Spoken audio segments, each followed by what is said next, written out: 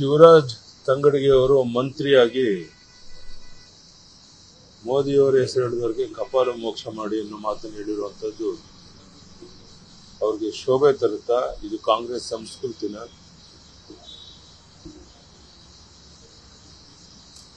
ಅತಿರೇಕದ ಪರಮಾವಧಿಯ ಮಾತುಗಳು ಇದೆಲ್ಲ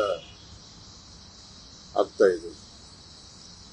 ಇಡೀ ಜಗತ್ತೇ ಮೋದಿಯವರ ಬಗ್ಗೆ ಗೌರವದಿಂದ ನೋಡ್ತಾ ಇರಬೇಕಾದ್ರೆ ಈ ತರದ ಹಗುರವಾದ ಮಾತುಗಳ ಮೇಲೆ ಕಾನೂನಿನ ಕ್ರಮ ತಗೊಳ್ಬೇಕು ಅನ್ನುವಂತ ಒತ್ತಾಯವನ್ನು ಮಾಡ್ತಾ ಇದ್ದೇನೆ. ನಿನ್ನೆ ಇಡೀ ಬೆಳಗಾವಿನಲ್ಲಿ ನಮ್ಮ ಜಗದೀಶ್ ಶೆಟ್ಟರ್ ಪರವಾದಂತ ಒಂದು ಪ್ರಮುಖ ಕಾರ್ಯಕರ್ತರ ಸಭೆ ಎಲ್ಲರೂ ಸೇರಿದ್ರು. ಎಲ್ಲರೂ 9 ದಿನದಿಂದ ಜಗದೀಶ್ ಶೆಟ್ಟರ್ನ ದೊಡ್ಡ ಅಂತರದಲ್ಲಿ ಗೆಲ್ಲಿಸ್ತೇವೆ ಅನ್ನುವಂಥ ಭರವಸೆಯನ್ನು ಕೊಟ್ಟಿದ್ದಾರೆ. ನನಗೂ ವಿಶ್ವಾಸ ಇದೆ. ನಾನು ಬರುವಂಥ ದಿವಸಗಳಲ್ಲಿ 1-2 ದಿವಸ ಪ್ರತಿ ವಿಧಾನಸಭಾ ಕ್ಷೇತ್ರಕ್ಕೂ ಪ್ರವಾಸ ಮಾಡುವಂಥ ಪ್ರಯತ್ನ ಮಾಡಿ ಜಗದೀಶ್ ಶೆಟ್ಟರ್ನ ದೊಡ್ಡ ಅಂತರದಲ್ಲಿ ಗೆಲ್ಲಿಸಬೇಕು. ಇಲ್ಲಿ ಮತ್ತೆ ಚಿಕ್ಕೋಡಿ ಎರಡೂ ಕಡೆ ಬಿಜೆಪಿ ಅಭ್ಯರ್ಥಿಗಳು ಗೆಲ್ಲೋದು ನಿಶ್ಚಿತ. ಈ ಬಾರಿ ನಮ್ಮ ಪ್ರಯತ್ನ 28ಕ್ಕೆ 28 ಲೋಕಸಭಾ ಕ್ಷೇತ್ರ ಗೆಲ್ಲಬೇಕು ಅಂತ. ಜನ ಆಶೀರ್ವಾದ ಮಾಡ್ತಾರೆ, ಗೆಲ್ತೇವೆ ಅನ್ನೋಂಥ ವಿಶ್ವಾಸ ಇದೆ. ತಮ್ಮೆಲ್ಲರಿಗೂ ಧನ್ಯವಾದ. ಸಿದ್ದರಾಮಯ್ಯನವರು ಮೊದಲಿ ಬಂದಲ್ಲಿ ಮೋದಿ ಅವರನ್ನ ಟಾರ್ಗೆಟ್ ಮಾಡಿಕೊಂಡು ಮಾತಾಡುವಂತದ್ದನ್ನು ಮಾಡ್ತಾ ಇದ್ದಾರೆ. ಕೇಂದ್ರದಿಂದ ಬರ ಪರಿಹಾರ ಅವ್ರ ಮನಸ್ಸಲ್ಲಿ ಮೋದಿಯವರ ಬಗ್ಗೆ ಮಾತಾಡಿದ್ರೆ ನಾನು ದೊಡ್ಡವನಾಗ್ತೇನೆ ಅನ್ನೋ ಭಾವನೆ ಇದೆ. ಇದು ಎಷ್ಟು ಮಟ್ಟಿಗೆ ಸರಿ ಅಂತ ಒಬ್ಬ ಮುಖ್ಯಮಂತ್ರಿಗೆ ಅವರೇ ಯೋಚನೆ ಮಾಡಬೇಕು.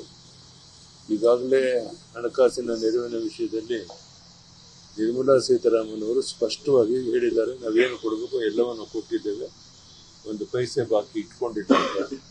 ಇಷ್ಟಾದ್ರೂ ಅವ್ರು ಮಾತನಾಡ್ತಾ ಇದ್ದಾರೆ. ಮಾತಾಡಿ ನನಗೆ ಸಿದ್ದರಾಮಯ್ಯ ಅವರು ಹೇಳ್ತಾರೆ ಅಂದ್ರೆ ದೇಶ ಕಂಡ ಅತ್ಯಂತ ಸುಳ್ಳು ಹೇಳುವ ಪ್ರಧಾನಮಂತ್ರಿ ಮೋದಿ ಅವರು ಅಂತೇಳಿ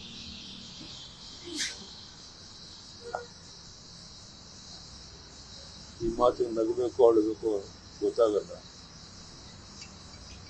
ಮೋದಿಯವರ ಬಗ್ಗೆ ಆ ರೀತಿ ಹಗುರವಾಗಿ ಮಾತನಾಡೋದ್ರಿಂದ ಅವರು ದೊಡ್ಡವರಾಗ್ತೀವಿ ಅನ್ನೋ ಭಾವನೆ ಇದ್ರೆ ಖಂಡಿತ ಅದು ಸಾಧ್ಯ ಇಲ್ಲ. ಇನ್ನಾದರೂ ಇಂಥ ಮಾತುಗಳನ್ನು ಆಡೋದನ್ನು ಕಡಿಮೆ ಮಾಡಿ ಆ ಮುಖ್ಯಮಂತ್ರಿ ಸ್ಥಾನಕ್ಕೆ ಗೌರವ ತರೋ ರೀತಿ ನಡ್ಕೊಳ್ಬೇಕು ಅಂತ ಅವ್ರನ್ನ ಒತ್ತಾಯ. ಮಂಡ್ಯದಲ್ಲಿ ಸುಮಲತಾ ಅವರು ಇನ್ನೂ ಕೂಡ ಮಾತಾಡ್ತಾ ಇದ್ವಿ, ನೋಡೋಣ. ನಾವೆಲ್ಲ ಪ್ರಯತ್ನ ಮಾಡ್ತಾ ಇದ್ದೀವಿ. ಮಂಡ್ಯದಲ್ಲಿ ಈಗ ಬಹುಪಾಲು ಕುಮಾರಸ್ವಾಮಿ ಅವರೇ ನಿಲ್ಲೋದು ಅನ್ನೋದು ನಿಶ್ಚಯ ಆಗಿರೋದ್ರಿಂದ ಸುಮಲತಾ ಅವ್ರಿಗೆ ಬೇರೆ ಅವಕಾಶಗಳಿದೆ ಬೇಕಾದಷ್ಟು. ಡೆಲ್ಲಿನವರು ಕರೆದು ಮಾತಾಡ್ತಾರೆ. ಅವರು ಸಮಾಧಾನದಿದ್ದರೆ ಮುಂದೆ ಅವ್ರಿಗೆ ಸೂಕ್ತವಾದಂಥ ಸ್ಥಾನಮಾನ ಕೊಡೋಕ್ಕೆ ಪ್ರಾಮಾಣಿಕ ಪ್ರಯತ್ನ ನಾವೆಲ್ಲ ಸುಮಲತಾ ಅವರ ಜೊತೆಗೆ ಏನಾದರೂ ಮಾತುಕತೆ ಆಗಿದೆ? ನಾವು ಸಿಕ್ಕಿಲ್ಲ ಇನ್ನೂ. ಡೆಲ್ಲಿಯವರು ಮಾತಾಡಿದ್ದಾರೆ.